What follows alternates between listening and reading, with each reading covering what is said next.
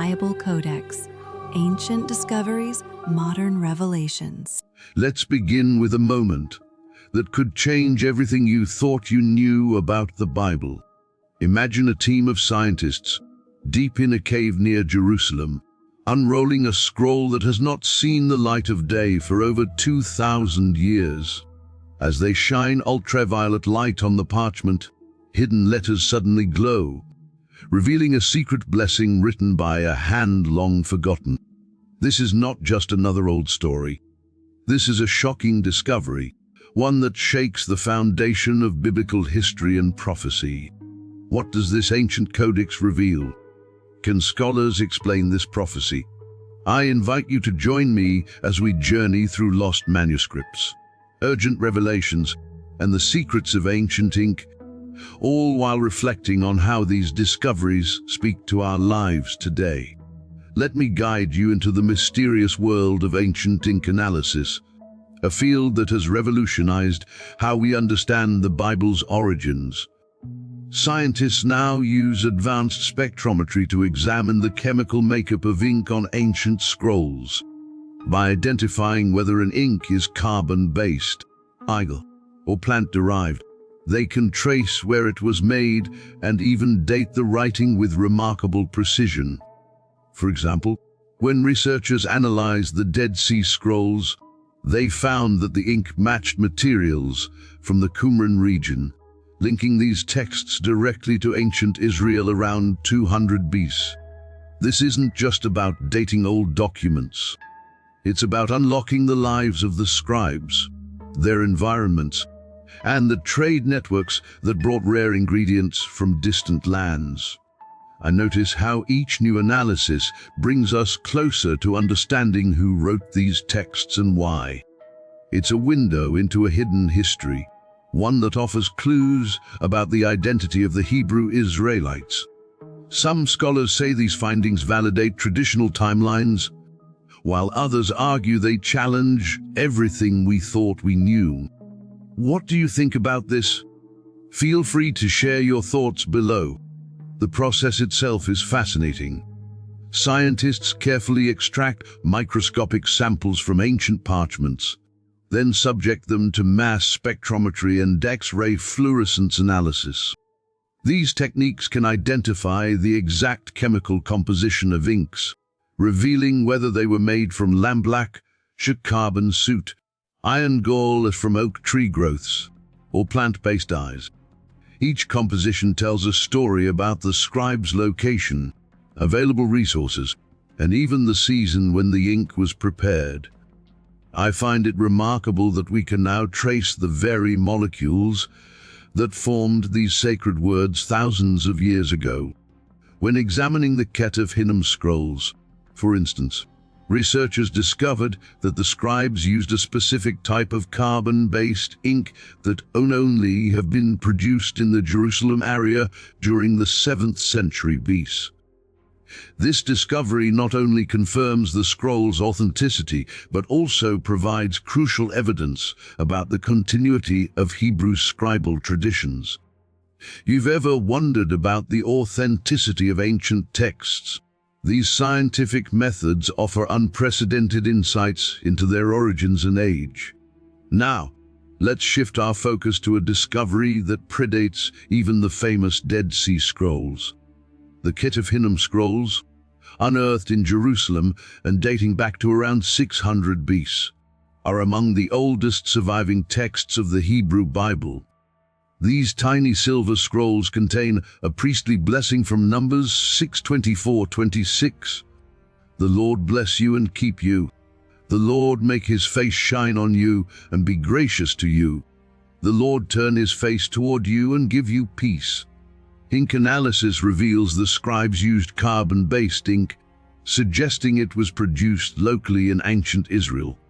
What makes this discovery so urgent is that it predates the Dead Sea Scrolls by centuries, offering a direct link to prophecies about divine protection. The blessing itself speaks to God's enduring covenant with his people, a theme that resonates powerfully with Hebrew Israelites who see themselves as inheritors of this ancient promise. For many, This challenges the claim that the Bible was written much later, igniting debates about the authenticity of ancient prophecy.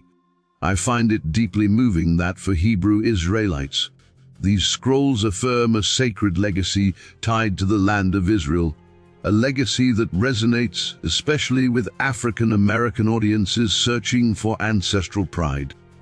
The discovery of these scrolls in a tomb near Jerusalem provides tangible evidence of Hebrew presence in the land during the First Temple period.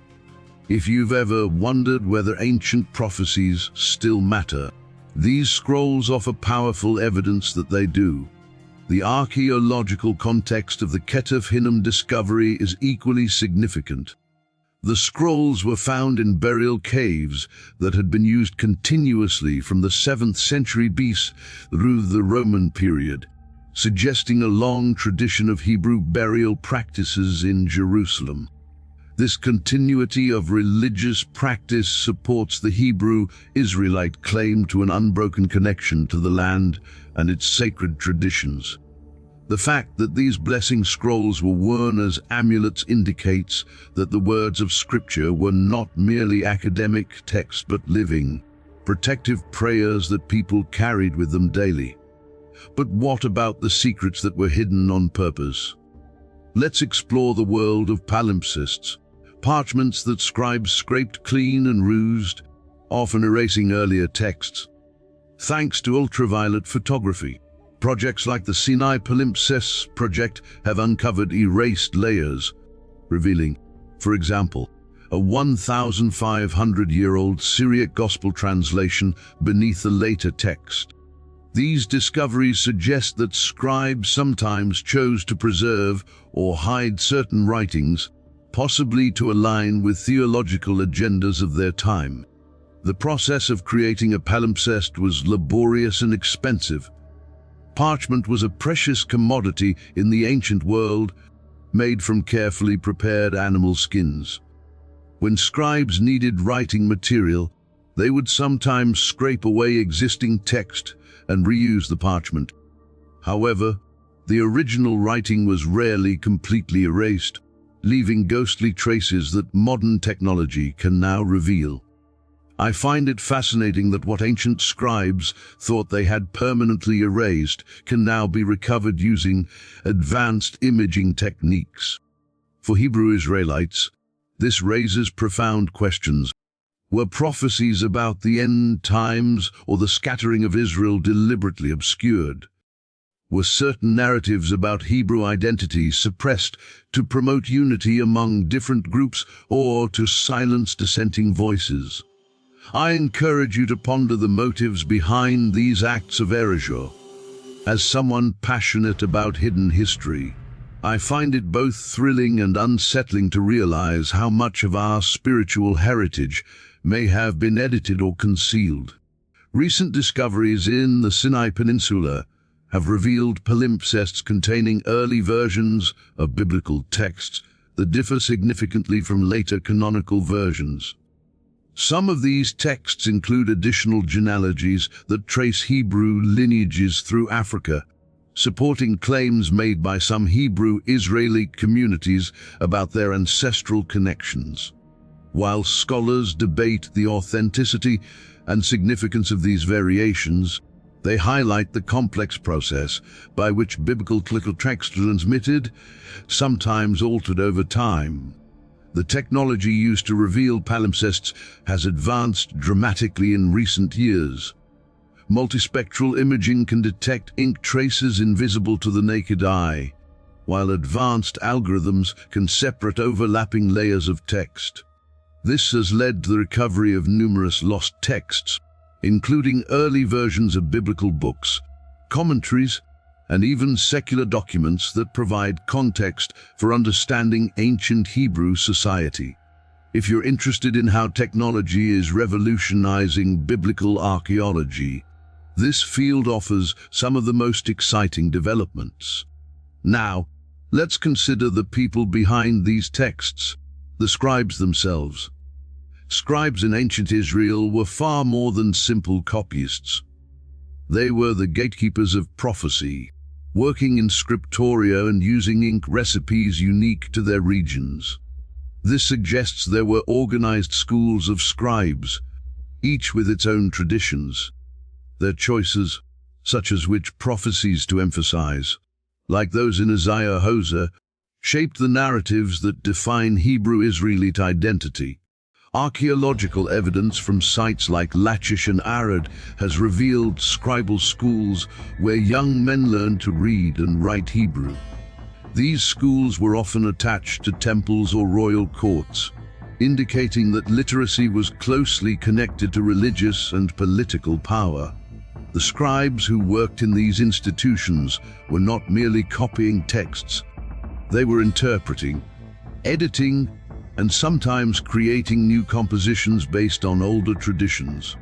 Some scholars believe scribes edited texts to unify the tribes, while others see political motives at play, such as legitimizing particular dynasties or priesthoods.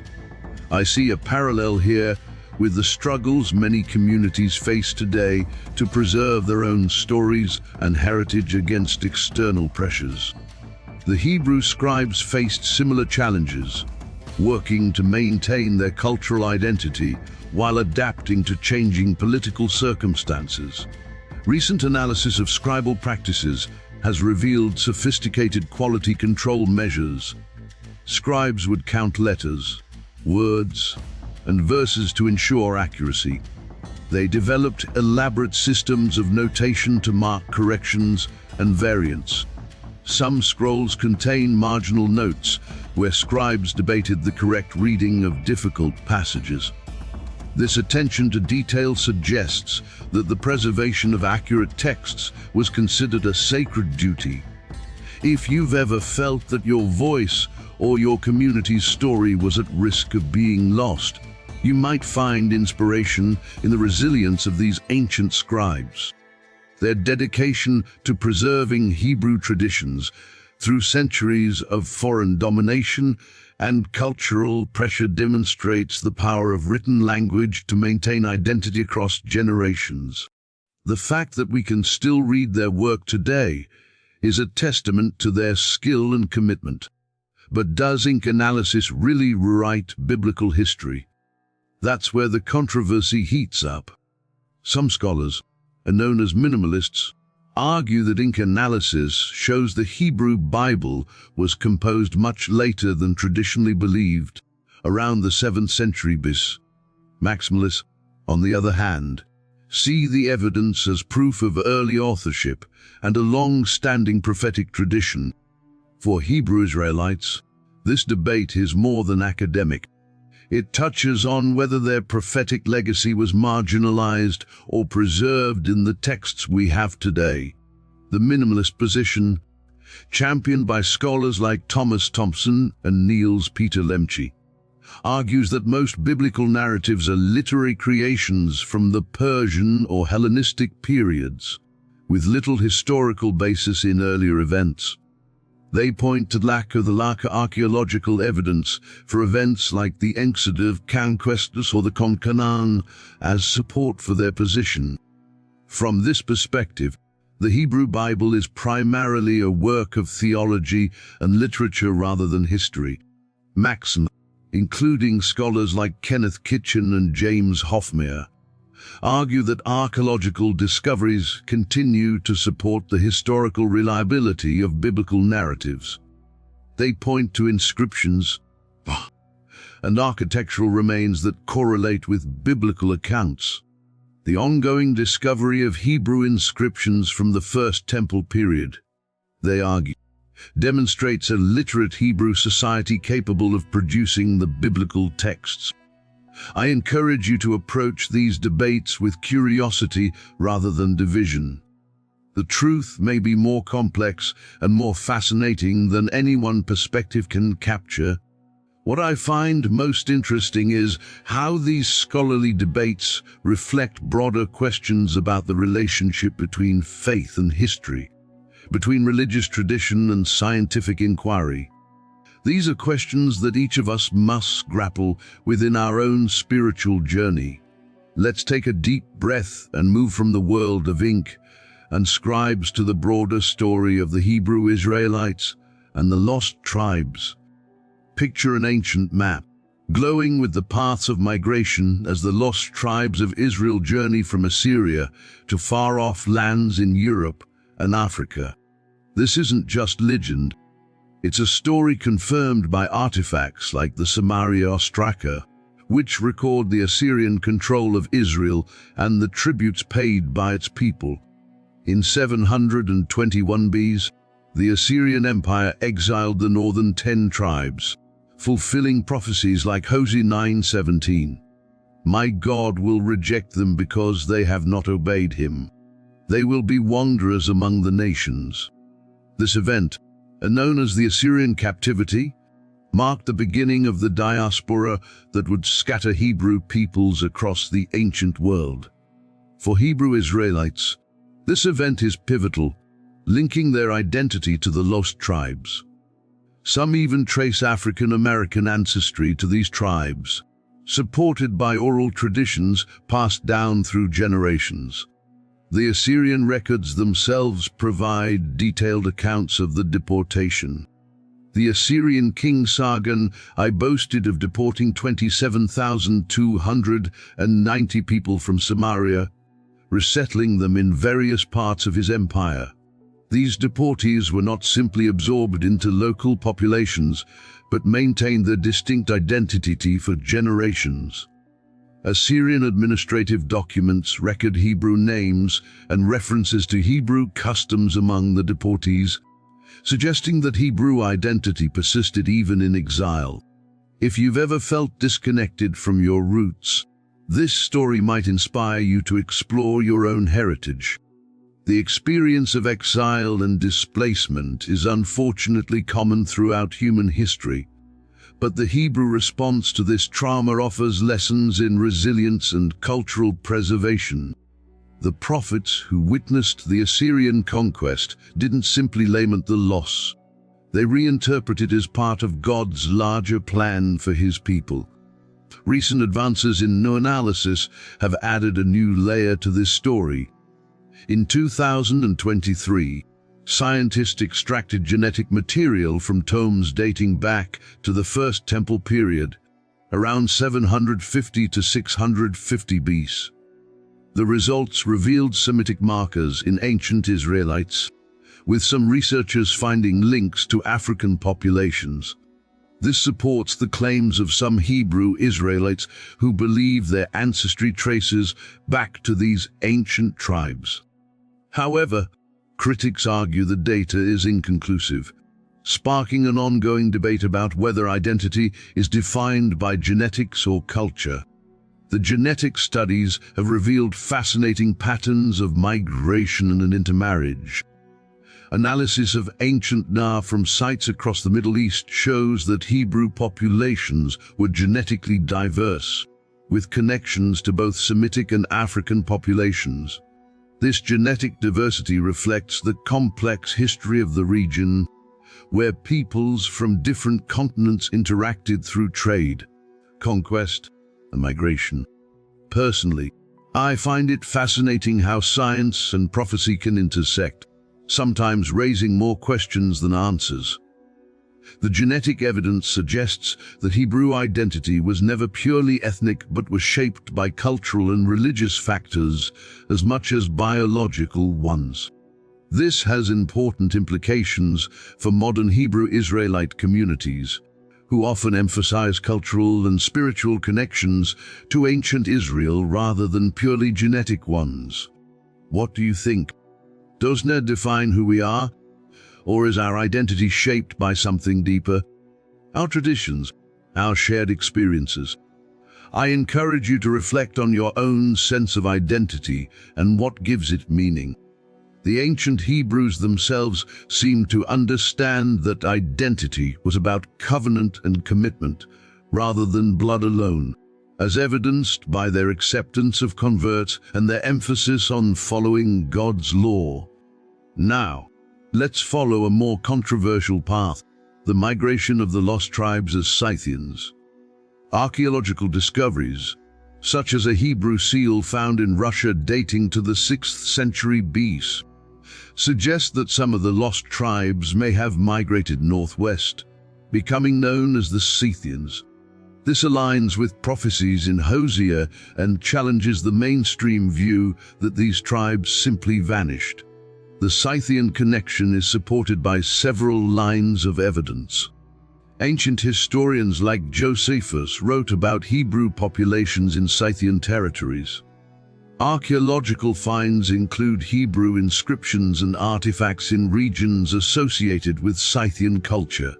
Some Scythian burial practices and religious symbols show similarities to Hebrew traditions. While this evidence is debated among scholars, it suggests that at least some Hebrew exiles may have maintained their identity while adapting to new cultural contexts. For Hebrew Israelites, it supports the idea of a global diaspora, including connections to Africa and beyond. The Scythian migration theory suggests that Hebrew peoples spread across a vast area, from Eastern Europe to Central Asia, maintaining their identity through cultural practices and oral traditions. This global dispersal would explain how Hebrew influences might be found in diverse populations around the world. I notice how these migrations force us to rethink traditional narratives and embrace a more complex, interconnected history. The ancient world was far more connected than we often imagine, with trade routes, military campaigns, and population movements creating a web of cultural exchange. If you enjoy exploring alternative theories, this is a topic worth diving into. It's a reminder that history is rarely as straightforward as we might wish, and that the search for truth often leads us down unexpected paths. The story of the Hebrew Israelites resonates especially deeply with African American communities, who see their own historical struggles reflected in the Israelites' exile and longing for redemption. Prophecies like Isaiah 11:11 speak of a regathering. In that day the Lord will reach out his hand a second time to reclaim the surviving remnant of his people from Assyria, from Lower Egypt, from Upper Egypt, from Elam, from Babylonia, from Hamath, and from the islands of the Mediterranean.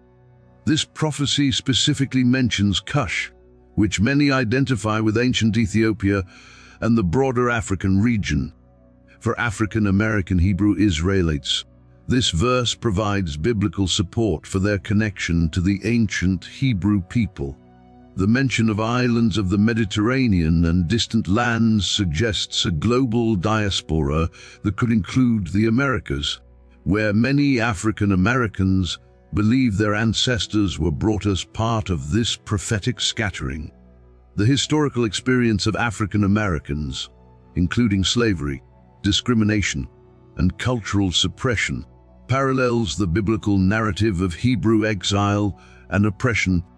This parallel has led many to see their own story as a continuation of biblical prophecy, with their current situation representing the wilderness experience that precedes the promised restoration. I find it inspiring how these ancient promises continue to empower people today, reminding us that resilience and faith can carry us through even the darkest times. Whether or not you identify as a Hebrew Israelite, there is a universal message here about the power of perseverance and the importance of holding on to hope. The Hebrew experience of exile and return has become a template for understanding suffering and redemption, resonates across cultures and centuries. It speaks to the human need for meaning in the face of adversity and the belief that current struggles are part of a larger divine plan. But prophecy is not just about the past. It continues to shape modern geopolitics in surprising ways. Prophecies like Jeremiah 16:13-16 predict a regathering of Israel from all nations, a vision that some connect to the formation of modern Israel in 1948. For Hebrew Israelites, this raises urgent questions about their role in end times prophecies. Critics argue that these prophecies are symbolic rather than literal, sparking debate about what it means to fulfill prophecy in today's world. The establishment of Israel in 1948 was seen by many Christians and Jews as a fulfillment of biblical prophecy. Verses like Ezekiel 37:21-22, which speak of God gathering the Israelites from the nations and making them one nation in the land, were cited as evidence of divine intervention in modern history. The subsequent wars and Israel's survival against overwhelming odds were interpreted as further signs of prophetic fulfillment. I encourage you to consider how ancient words can still influence our sense of identity and belonging. Whether you see these events as divine or political, they invite us to reflect on the meaning of history and our place within it. The modern state of Israel has become a focal point for various interpretations of biblical prophecy, from Christian Zionism to Hebrew Israelite theology to Jewish messianic expectations. For Hebrew Israelites, the question of Israel's restoration raises complex issues about their own identity and destiny. Some see the modern state as a fulfillment of prophecy that validates their connection to the land. Others argue that the current inhabitants of Israel are not the true descendants of the ancient Hebrews, and that the real restoration is yet to come. These debates reflect deeper questions about the nature of prophecy and its relationship to contemporary events. I often find myself wondering how future generations will interpret the events of our own time, and what prophecies they might see fulfilled in the stories we leave behind. Let's now turn our attention to the texts themselves, and the scholars and archaeologists who work tirelessly to decode their secrets. Imagine stepping into a cave near the Dead Sea, where ancient scrolls glow under ultraviolet light. These are the Dead Sea Scrolls, dating from 200 BC to 70s, containing nearly every book of the Hebrew Bible. Among them are prophecies like Isaiah 11:13, which speak of Israel's regathering. The Dead Sea Scrolls represent the most significant biblical archaeological discovery of the 20th century. Found in 11 caves near Qumran between 1947 and 1956. These scrolls include biblical texts, commentaries, and sectarian documents that provide unprecedented insight into Jewish religious life during the Second Temple period. The scrolls are written in Hebrew, Aramaic, and Greek, reflecting the multilingual nature of ancient Jewish society.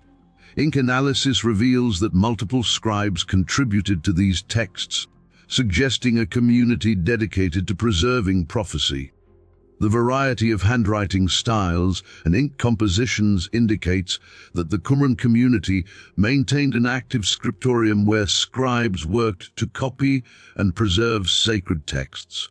Some scrolls show evidence of multiple copying sessions, with different scribes adding corrections or completing unfinished work.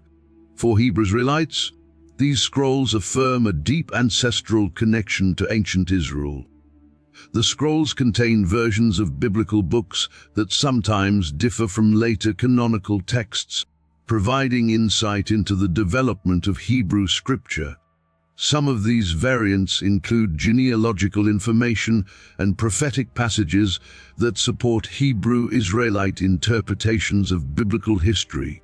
Scholars continue to debate whether the scrolls represent a unified theology or a collection of sectarian voices.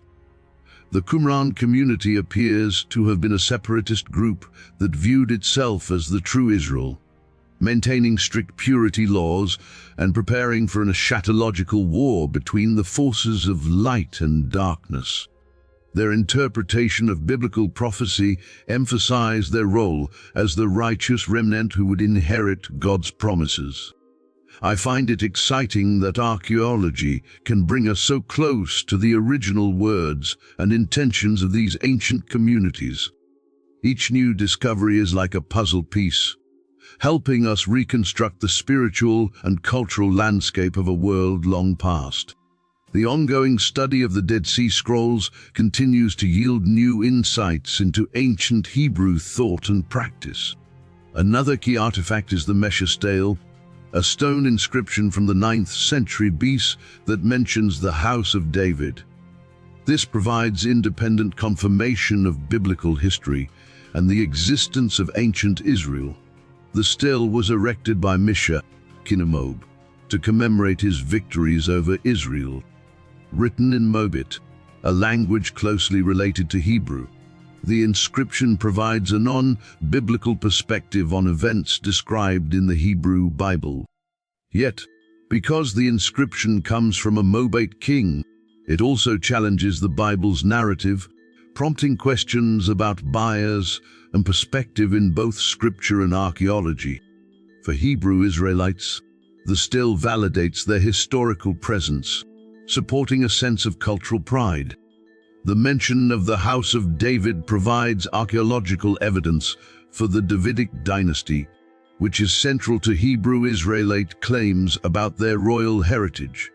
The stele also mentions specific Israelite towns and territories, confirming the biblical geography of ancient Israel.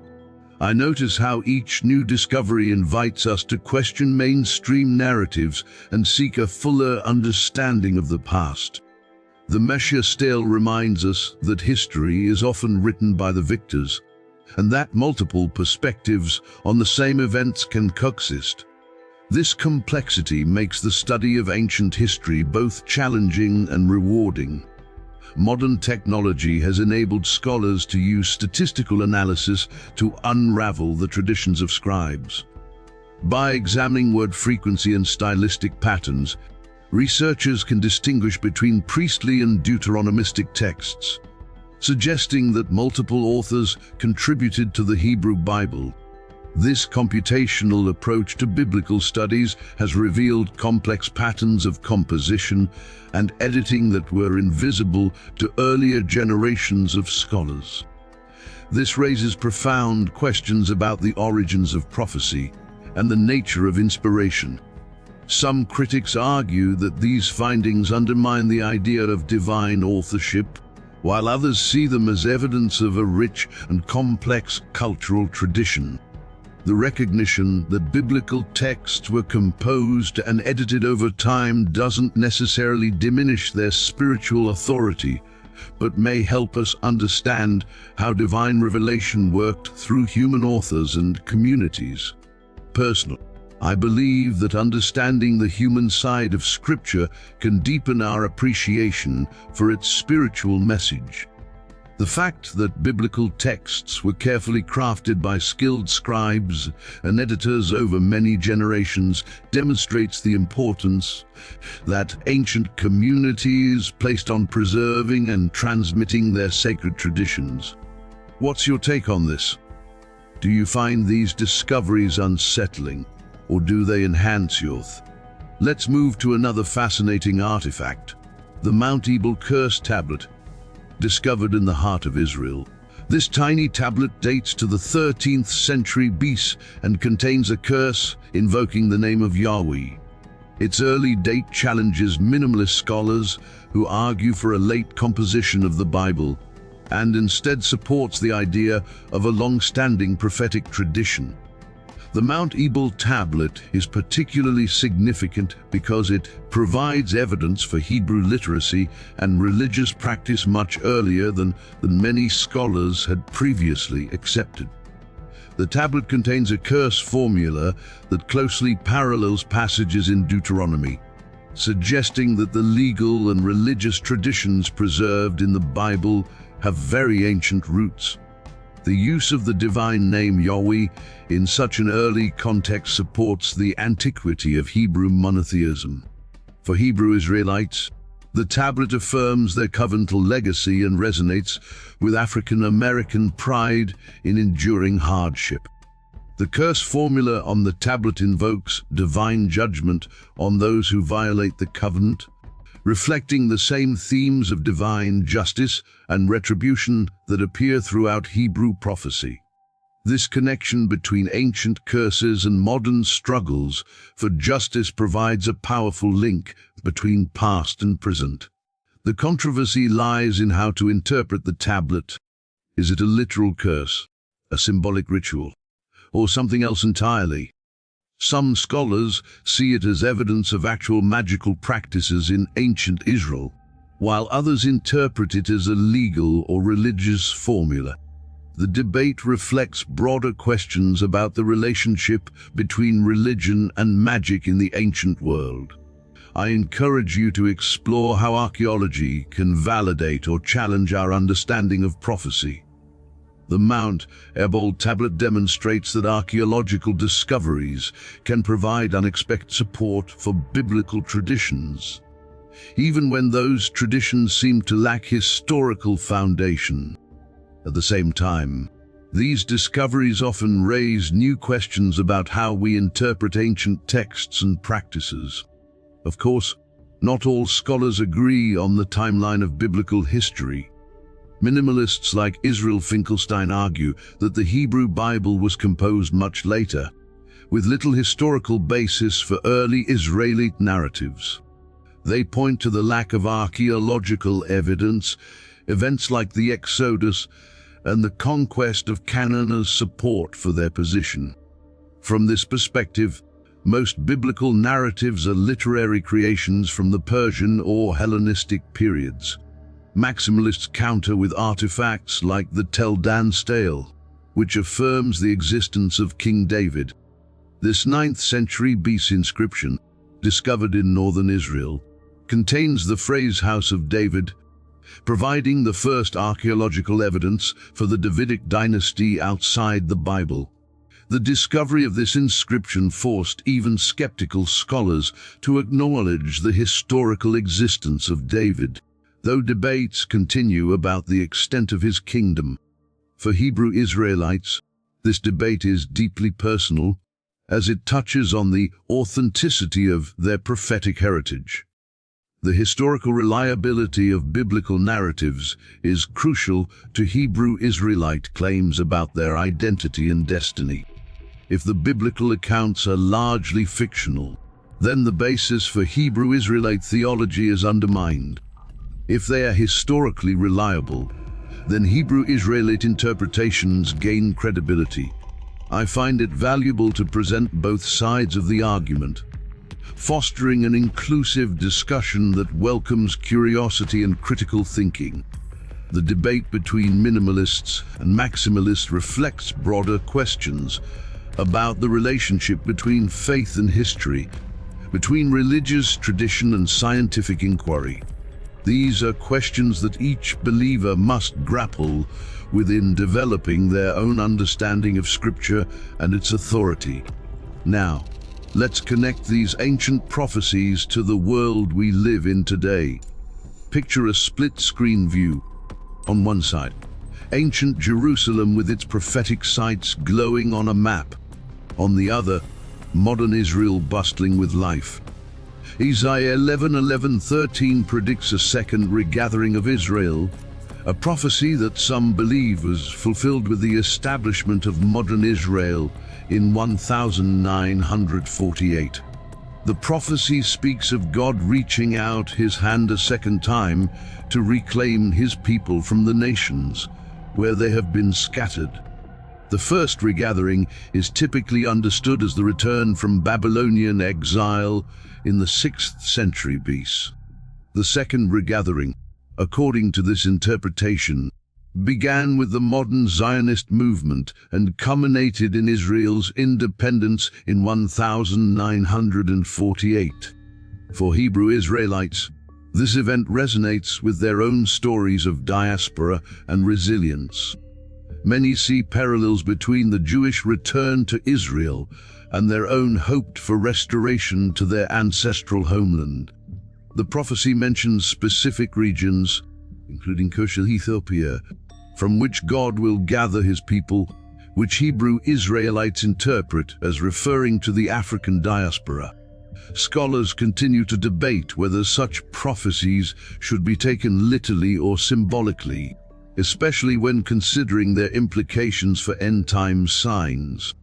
Literal interpretations see modern events as direct fulfillments of ancient prophecies, while symbolic interpretations view the prophecies as spiritual metaphors for God's ongoing relationship with his people.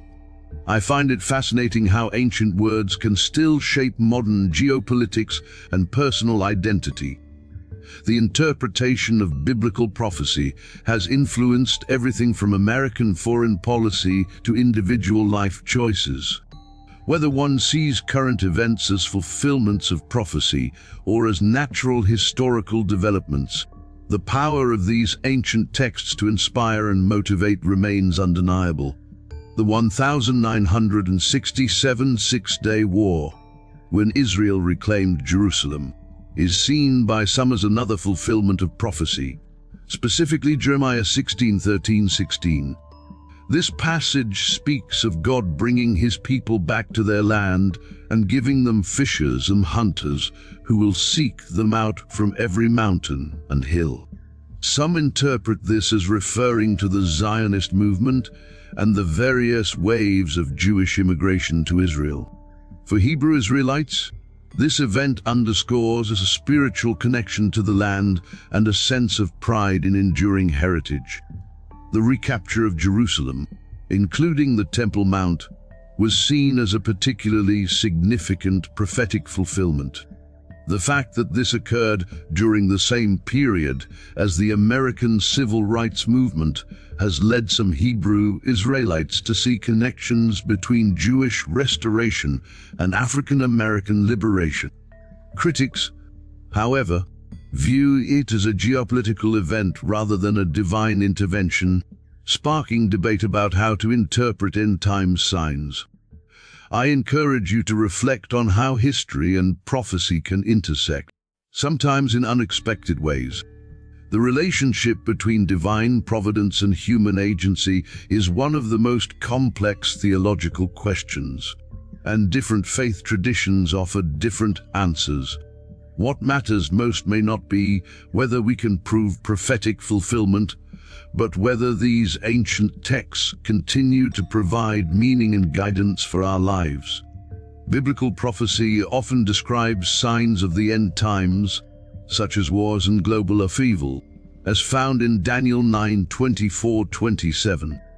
This passage speaks of 70 weeks that will culminate in the coming of the Messiah and the establishment of God's kingdom.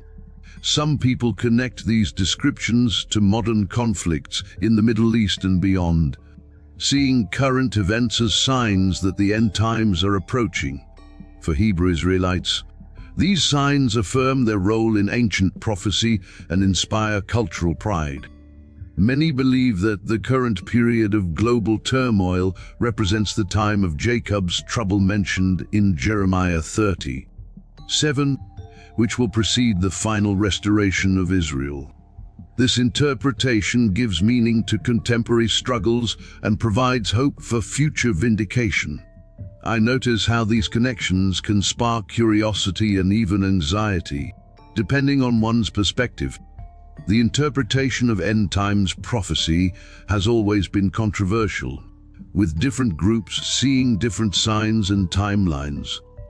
My advice is to approach these topics with an open mind, seeking wisdom rather than fear. Whether or not current events represent prophetic fulfillment, they certainly call us to reflection and spiritual preparation.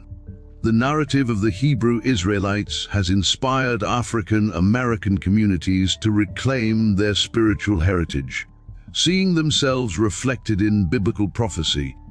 This sense of pride has global resonance, as people of all backgrounds explore their roots through DNA evidence and biblical archaeology. The Hebrew Israelite movement has grown significantly in recent decades, with communities in the United States, Israel, and other countries claiming Hebrew identity.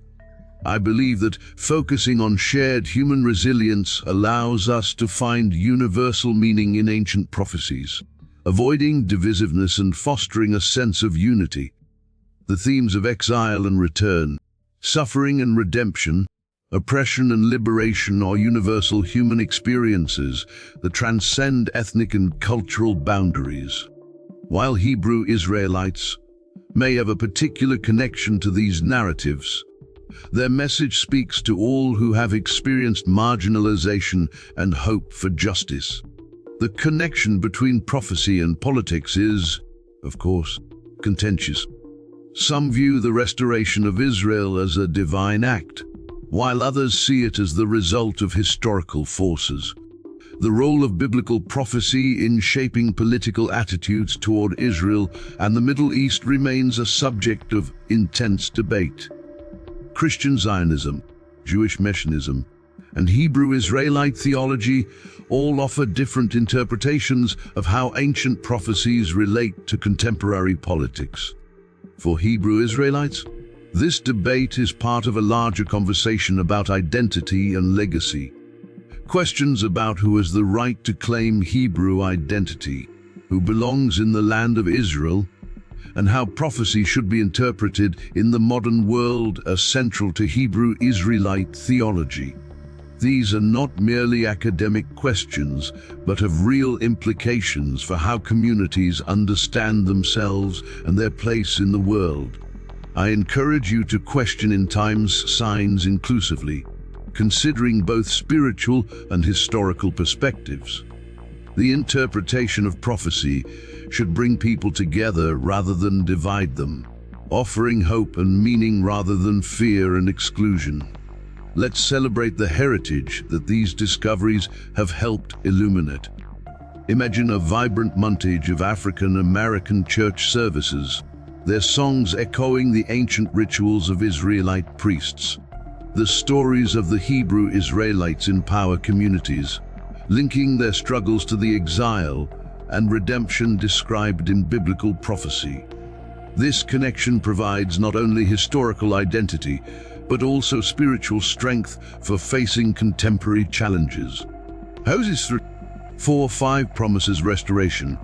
For the Israelites will live many days without king or prince, without sacrifice or sacred stones, without ephod or household gods.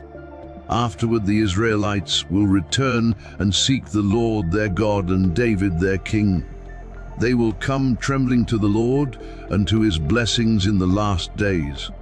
This message continues to resonate with those seeking hope and perseverance in the face of adversity. I find it deeply moving to see how archaeology, like the discovery of the Lachish letters from 588 BC, can affirm historical roots and inspire pride. These letters, written during the Babylonian siege of Jerusalem, provide a poignant glimpse into the final days of the Kingdom of Judah. They demonstrate the literacy and administrative sophistication of ancient Hebrew society, validating claims about Hebrew civilization and culture. If you've ever felt the weight of history, know that you are part of a much larger story. The Hebrew experience of exile, preservation, and hope for restoration is not unique to any one community, but represents a universal human longing for justice, identity, and belonging. Whether or not you identify as a Hebrew Israelite, these ancient narratives speak to fundamental human needs and aspirations. Artifacts like the Tel Dan stele, which mentions the House of David, provide tangible evidence supporting biblical history. For Hebrew Israelites, such finds validate ancestral claims and foster a sense of belonging. The archaeological record continues to yield discoveries that illuminate the world of ancient Israel, from royal inscriptions to everyday objects that reveal how ordinary people lived and worshipped. I encourage everyone, regardless of background, to explore ancient prophecy with curiosity. By focusing on shared heritage, we can avoid divisive narratives and celebrate what unites us. The study of biblical archaeology and prophecy offers insights into human nature, the divine, and the meaning of history that transcend ethnic and cultural boundaries. DNA evidence from First Temple tombs shows Semitic markers, with some studies suggesting connections to Africa. This supports the claims of many Hebrew Israelites and celebrates African American heritage. The genetic evidence is complex and sometimes contradictory, but it generally supports the idea that ancient Hebrew populations were genetically diverse and had connections to both Middle Eastern and African populations. Critics urge broader interpretations, sparking healthy debate about hidden history. The relationship between genetic ancestry and cultural identity is complex, and DNA evidence alone cannot resolve questions about who has the right to claim Hebrew identity. Cultural, religious, and historical factors are equally important in determining identity and belonging. Personally, I see science as a tool that can enrich our understanding of prophecy and identity, inviting us all to learn and grow together. The intersection of genetics, archaeology, and biblical studies offers new ways of understanding ancient texts and their relevance to modern communities. Rather than threatening faith, these scientific approaches can deepen our appreciation for the complexity and richness of biblical history. To ignite your own curiosity, I recommend exploring biblical archaeology online.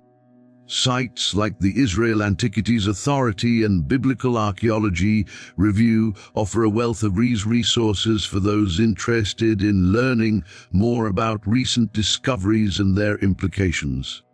Joining forums to discuss Hebrew Israelites and end-time signs can foster community and deepen your understanding.